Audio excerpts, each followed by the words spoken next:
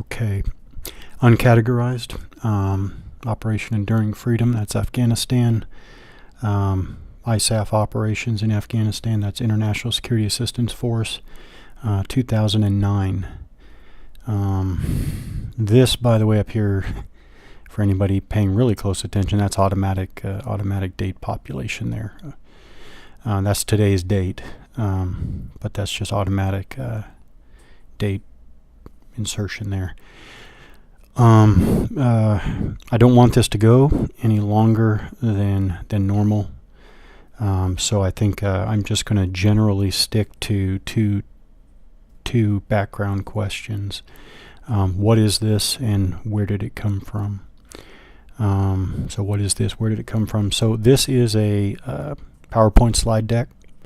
It's about, let's see, 1, 2, 3, 4, 5, 6, 7, 8 or 9 slides, something like that. It is, okay, so what is this? This is, well, let me get past the first slides here. D-1 is assess, is saying that the next slide is the slide for assessing the day prior. That's the operations of the day prior. All right, so here we go. And I guess this will help me talk to why I'm doing this. All right, back to, what is this? So this slide deck, my work, and I think I'll have an opportunity to bring that up one more time. So this is my work. This is the accurate date here, August 2009. So this slide deck was created for a company, for company operations in Afghanistan.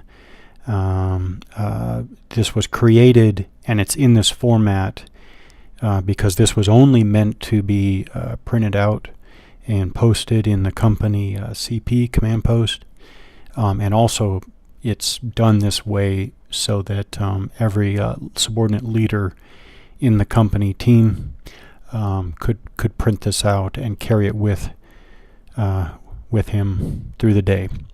So that's why it's not made for screen presentation, and it's not made for screenwriting. So this very small font is legible when it's printed out. Normally, it's hard to read under these, conditions, but it's specifically done this way because this font, I chose this font to be the smallest possible font that's still legible. All right, so this is this is to support day-to-day operations of a company team in Afghanistan, 2009. All right, I'll continue on with what it is, because I've made some remarks before, recorded remarks, where I am always concerned about operational security and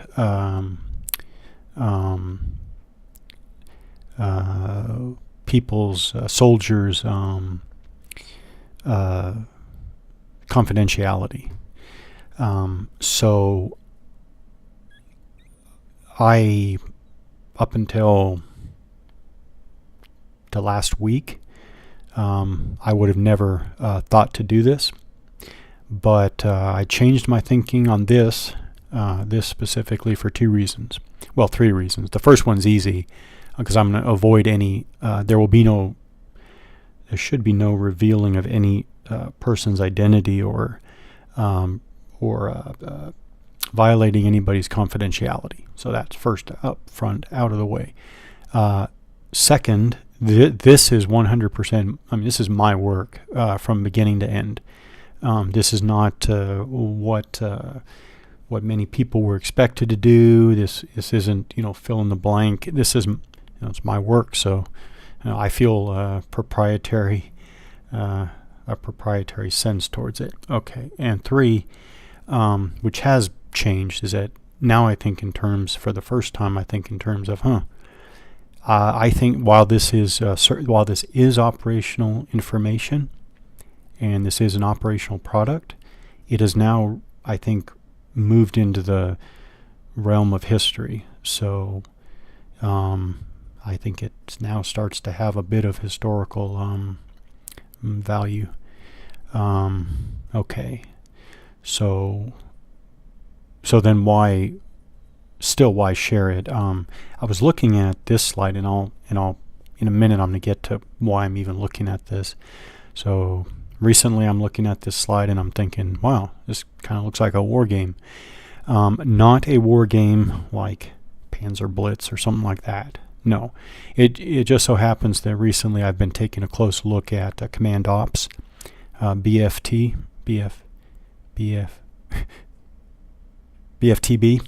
Command Ops BFTB, and that type of war game. I definitely saw a connection between just looking at this and a game like that, Command Ops BFTB. So that's what first got me thinking, that's kind of war game-ish. And then actually the thing referenced at the top of the slide, Operation EMTIYAZ 2, which I'm going to go into more detail here. I actually did think of that operation right there a couple years ago. I was ruminating and thought that operation, thinking about that operation, made me think of an idea for a war game. I didn't pursue it because, frankly, it's not a war game I would really be interested in playing myself, and while I may think up a good war game idea from time to time, I'm not really going to put in the work for any war game that I'm not going to really want to play myself. But that idea was a solo war game, and again, it's based off of that real operation right there, which again I'm going to go into detail in a minute. Okay, I think that's enough basic setup. Again, I'm still sticking to two questions. What is this? I think I've started to address that question, and then what is it and where did it come from? Okay, so I'll start to get into where this comes from, and then we're going to go through it. I want to go through this from top to bottom and hit almost every element on this. The subsequent slides are similar. I mean, they're based on the same format, but yeah, I want to go through this, and that's for historical, I guess, interest. Now, why am I even doing this? That I'm not going to get into details, because that involves people's individuals' circumstances. But I can give the basics that I was the headquarters company commander in 287 Infantry, which I'm going to get to at the top of the slide there, and I was spending some time commanding Delta Company here. So that's it. I mean, I was the HHC commander, but I was filling in for just Delta Company here. So this is, well, I guess I'll get to that for the details of the slide here. So that's why I'm there. I'm commanding Delta Company, even though Delta Company had a company commander, but I was commanding the company in his absence, and that's where this came from. Okay, so, and it's funny because one more thing about where this comes from. I have not looked at these in 8 years. I dug these out of storage a couple weeks ago, which is funny because, so now a large majority of my war games are now packed up in storage. And so from time to time I go to storage and I look through the stored war games, and I pull out a handful of different games to take, to spend time taking a closer look at them.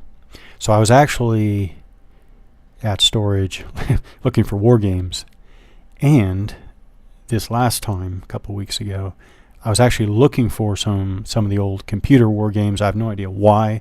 Something made me start thinking of the old computer war games that I had stored away.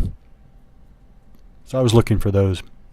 And looking for those, I found this stack of 7 CDs. And this stack of 7 CDs is actually this stack of 7 CDs is my entire electronic, download from this deployment. So at the very end of the deployment, because there are documents in there that go up to like the very last day. So this was my computer archive of everything for this deployment. So, and this deployment, by the way, is all of 2009.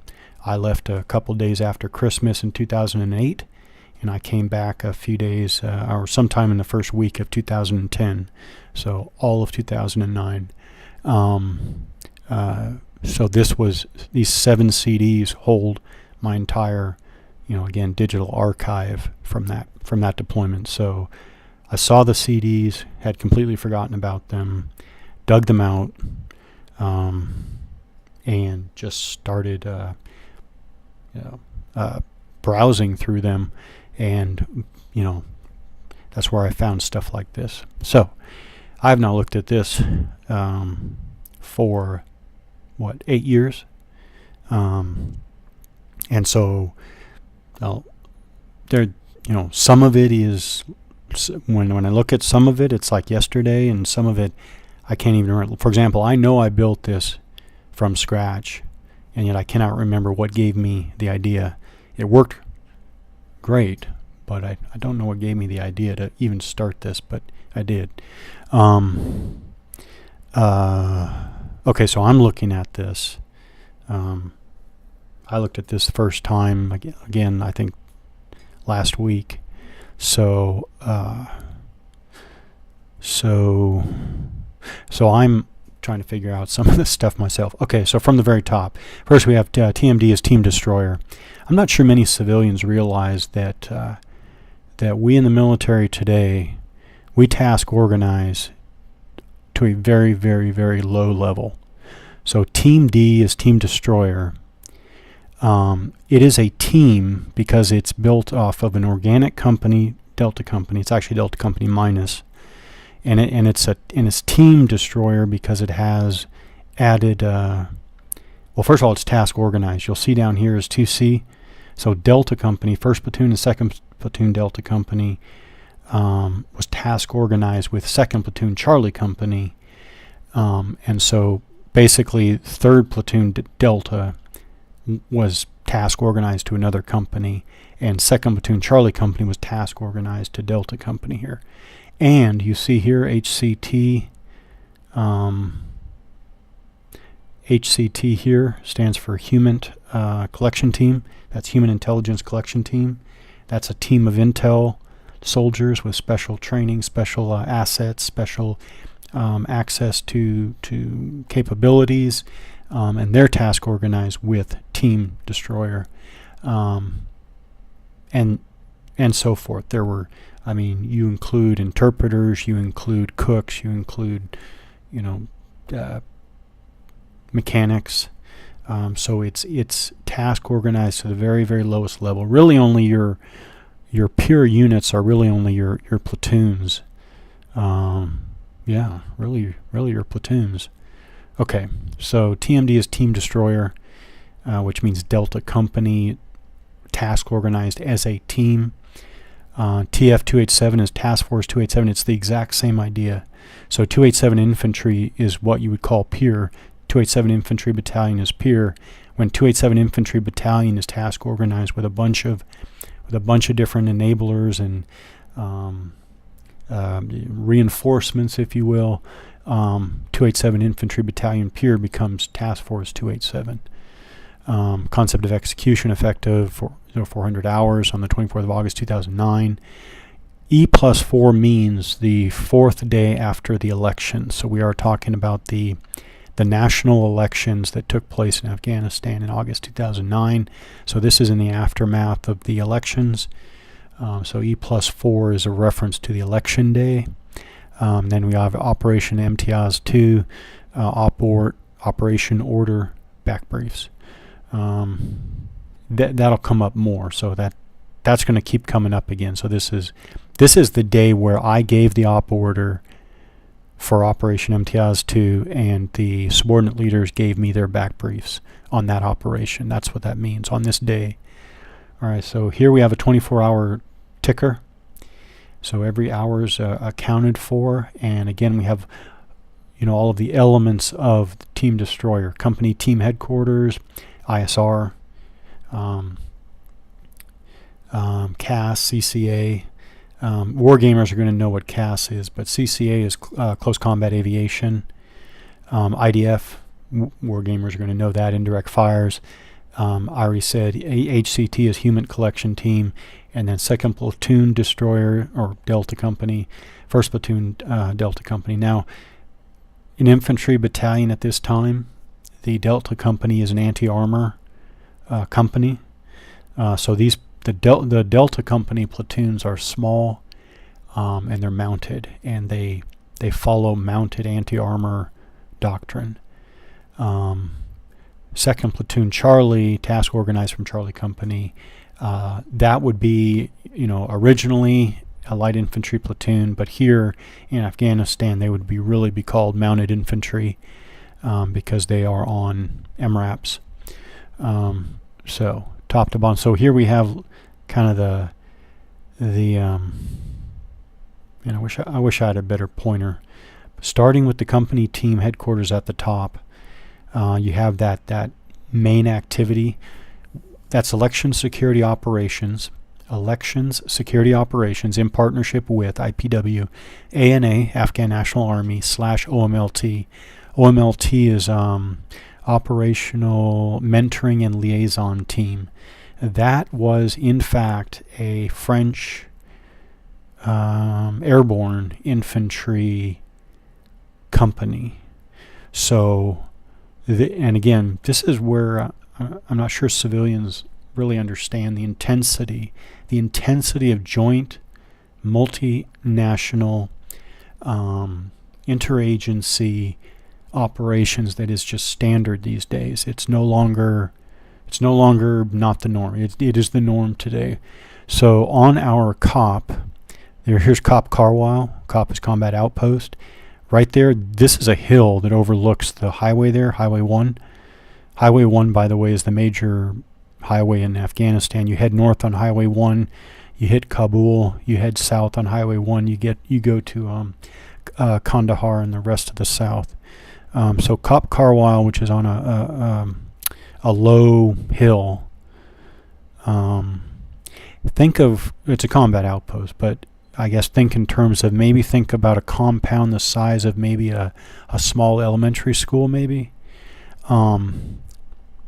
Obviously it's a walled compound, but that compound was divided exactly in half, and on one side was U.S. Forces Team Destroyer here, and on the other half was the ANSF, Afghan National Security Forces, primarily ANA, and with the ANA was the OMLT, the French Airborne Infantry Company.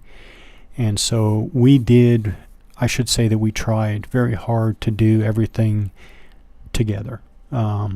Certainly looking back, but even at the time, I think we should have done better. I think we could have done better, but there are all sorts of reasons why that's a goal, but it takes a lot of work to achieve that. But point is, we're living right next to each other, side by side. We live side by side, and we conduct a lot of operations together. All right, so that's that. So the OMLT here in this sector was a French airborne company. I mean, OMLT could be from any, not any, but They were all MLTs from different European NATO. I think they were all NATO countries. I think. Anyways, here it was a French airborne company. So ISR, task, observe MSR Ohio. That's a main supply route. Ohio, gather information, possible intelligence value. CCA, close combat aviation, priority to 2nd Platoon Delta, then 2nd Platoon Charlie. Task, disrupt EOA, that's enemies of Afghanistan, EOA. Purpose, prevent EOA from massing against in ISAF.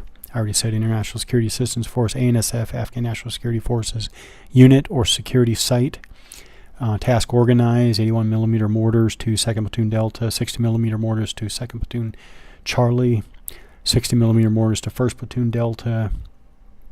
Task, disrupt, prevent EOA. Okay. Task, spot assess for the human collection team, spot assess key leaders and population. All right, 2nd Platoon Delta, Jagato Election Security Force.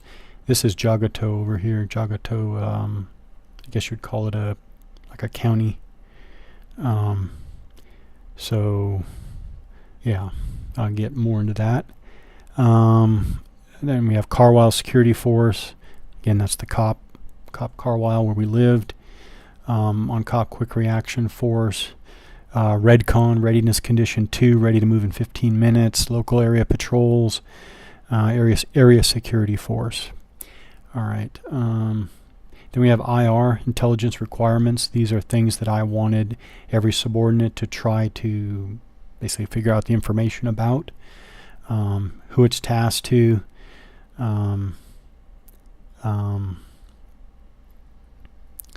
I forget SOR, but that means, man, I'm trying to remember. I think that means what I expected to come out of it. Remarks. So, evidence of foreign fighters, for sure. Name of villages associated with EOA activity. Why are attacks being made against supply trucks and contractors? What local leaders, businessmen have been co-opted by the EOA? All right, so way down here in the lower left, operational priorities and special instructions. So here are 4 lines, and each line is basically a line of effort. Yeah,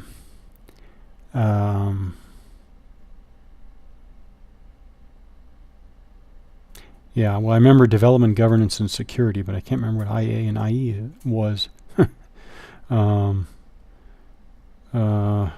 Yeah.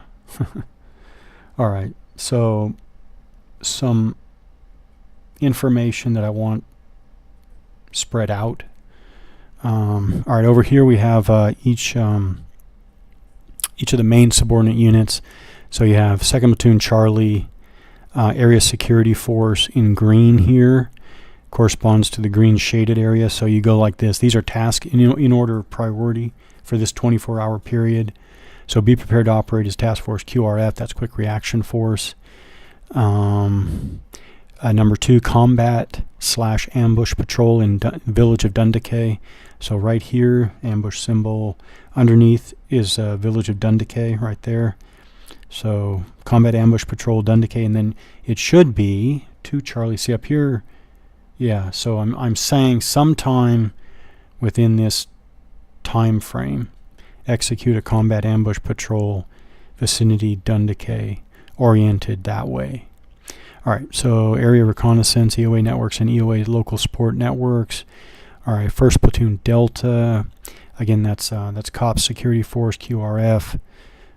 Fixed site security, QRF. Okay. Local area patrols. All right. Jagato Election Security Force. The platoon out there in the Badlands there. And they were. Local area security. Okay. Down here we have, these are basically like targets and effects. So task purpose, method effects. This came out of a much larger running document that I had, where I had a bunch of targets again, and then what I wanted to achieve with regard to those targets. I guess, let's see, what needs to be explained. I guess BWT is by, with, and through. By, with, and through ANSF. By, with, through Afghan National Security Forces. Secure population, by, with, through ANSF. Salar, Sultan Kel. All of these words in all caps refer to geographical locations. So Salar is a village right here. Salar, Sultan Kel's right there. So disrupt DOA, yeah. So, all right. So here, I talked about Highway 1. This is Wardak Province, right in the very center heart of Afghanistan. Although saying it's in the heart of Afghanistan doesn't say much, because this was neither particularly populated nor particularly important economically. Actually, it wasn't important in any way, shape, or form except for one thing. It has Highway 1 going right through its populated eastern portion. That's basically what made it what it is. This is also on the doorstep of Kabul, though. So you head out of Wardak to the northeast. You're going into the region around Kabul and then reach Kabul. So that also is an important part of its to its location. These are named area of interest. I guess these are things that we would talk in the company team about, things in reference to these named areas of interest and reference points, if you will. ANP is Afghan National Police. ANP 7 means that was Afghan National Police checkpoint number 7 on the highway. What else? Well, okay. Again, I guess for context, so you have this is in eastern Wardak, western Wardak, virtually untouched. I mean, there were people out there, various tribes, various ethnicities out there, but they were essentially untouched by the Afghan government, untouched by security forces. We were in the eastern portion. The eastern portion again has the highway, and in Wardak itself, the settled populations were really along the highway here. This mountain range here that you can see a bit of, this mountain range separates Wardak from oh wow, Wardak and oh, you see no preparation here. Logar province, and I mention that because this is a very famous or infamous region, because there's a valley, Tangi Valley, goes through this mountain range that separates Wardak and Logar, and the Soviets had incredibly hard time securing that valley, and there were lots of fights and action in this area, and it was basically ISAF basically walked right into the same situation. We had trouble with Tangi Valley, and it was basically a repeat of the earlier chapter of history. So that is that's that mountain range right there. On the right is this is where it gets very, very mountainous, heading here west. Okay, what else? Yeah, so the settled population's all here. So you go through this valley here, right here, and this is another parallel valley over here, right? This parallel valley parallels, so this is the one that we're living in and securing and operating in, and this valley was ran parallel, and basically the enemy was using this valley to move north and south, and then come across the mountains through the different valleys to attack targets and then retreat back over the mountains here into that valley. So this valley was their refuge, their sanctuary. And while this was this operation, the reason why there's a platoon sitting right there in that area is that not only was it related to election security. Election security was also a pretext to get a more permanent presence out there in that area, because right there in the Jagato district center, where the 2nd platoon was, in that valley, I mean, that's right where fighters, weapons, and supplies crisscrossed like that. All right. So this is D-Day execution. So this is the day of execution, and this is all right. So this is still day. This is okay. Again, 5th day after elections. Operation EMTIYAZ 2, troop leading procedures, and D-1. So this is every unit getting ready for the operation, and D-1 the day before that operation.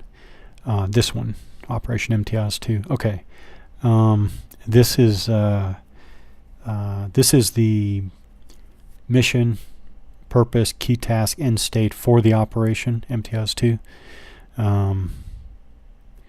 Yeah, I'm not going to go. I could go through it in detail, but I won't. So we're basically setting up for the operation. The operation is to clear this valley again, clear the valley, and then pick up 2nd platoon and exfiltrate back out the valley. So we have as units rotate through different mission sets or task sets, but we are on this day. See, so first delta, shaping effort 1. Shaping effort refers to the operation, not day-to-day operations. So here we have the 2nd platoon delta was the main effort, route clearance force. 1st platoon delta was shaping effort 1, support by fire force, etc. So on this day, while we're doing normal operations and getting ready for the operation, that platoon is also getting into position and a support by fire position overlooking the mouth or the entrance of the valley. All right. Preparing. So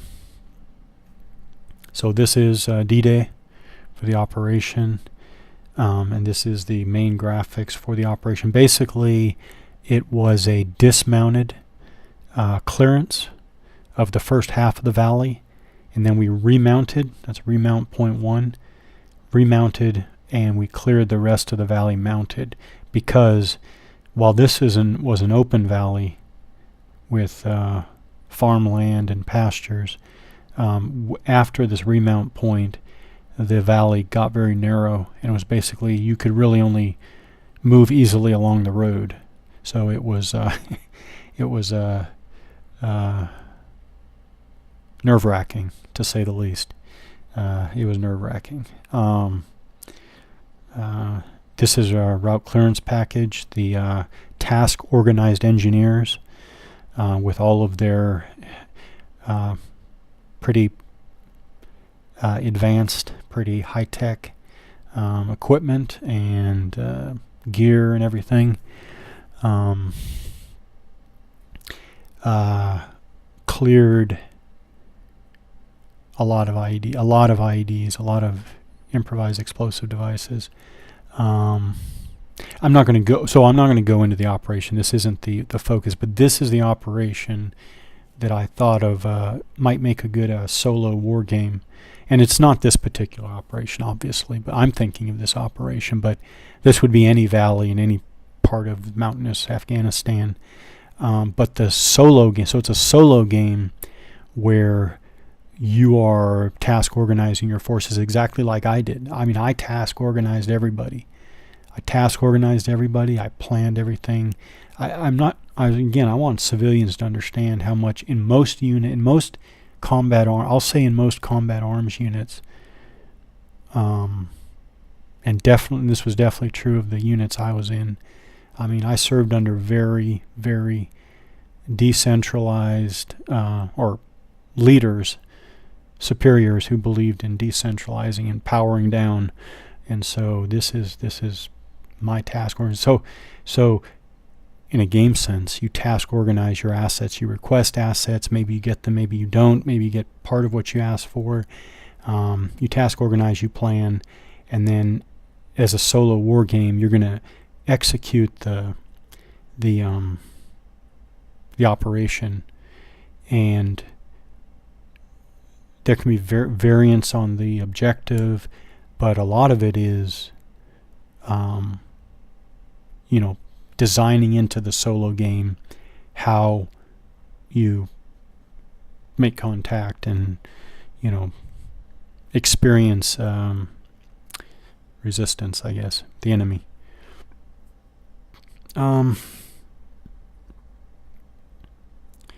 Yeah. So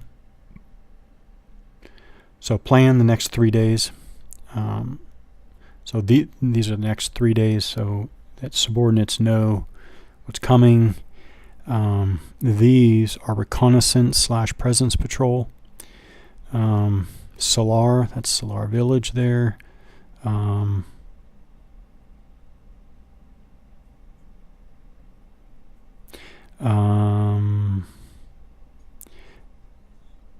reconnaissance presence patrol, Solar by with through Afghan National Police.